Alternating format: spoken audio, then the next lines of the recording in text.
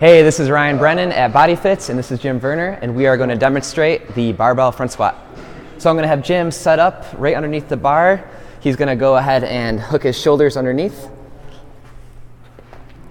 Jim's going to cross his arms, and then he's going to unrack the barbell. Take 2 steps back, 1, 2, get in a good stance that's comfortable for him.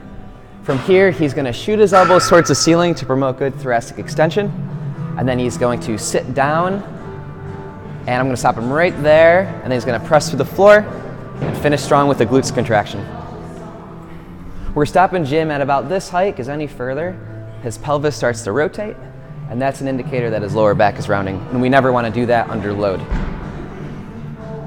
Jim's doing a great job keeping his elbows up, promoting that thoracic extension. Chin's tucked in to the best he can with that barbell there, and that is all.